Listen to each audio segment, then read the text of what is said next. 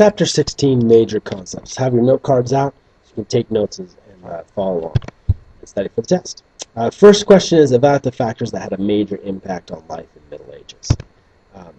First factor is farming. New techniques such as those of horses, the use of horses and the threefold system led to an increase in food and thus population. Second, trade. More people led to an increased demand for goods, and guilds arose because of this. Third, you have devotion to God.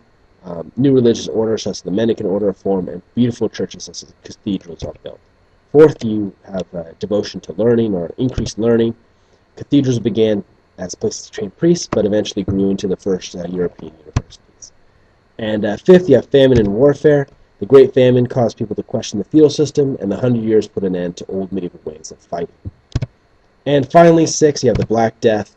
Killed about 25 million people. This is 1/3 of the population in Europe, and you have the breakdown of feudalism in Europe at this point.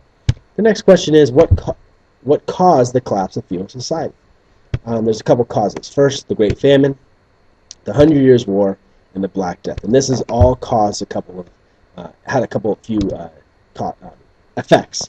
The first is too few workers, so land became overgrown. Peasants demanded higher wages and actually revolted, but they were brutally put down. But basically this signaled the end of feudalism, the feudal system, and the ties between lords and serfs were broken forever. So this is the beginning of the modern age. The next question is, you need to analyze the geographic, political, economic, religious, and social structure of the civilizations of medieval Europe. First, you have in geographic, the North European plain in the north, Mediterranean climate in the south. Next, politically, Middle Ages, Europe was feudalism. That was the government type. Next, you have in the economy, it was manorialism until the very end where you have an increased amount of trade. The next, in religious, Christianity was distorted and used by popes and kings to gain political power during the Middle Ages. If you want to know what Christianity is about, don't look at the Middle Ages for guidance. And lastly, you have the social structure. It was a feudal system. King, nobles, churchmen, knights, peasants, and farmers are serfs at the very bottom. The final and fourth question is about the causes of and changes that occurred in Europe after the fall of Rome. So, what are the changes that occurred in Europe? First, you have conquest and settlement. Germanic tribes, Franks, Normans, these all conquered people and set up their own kingdoms. Next, you have the change. Next change is the spread of Christianity.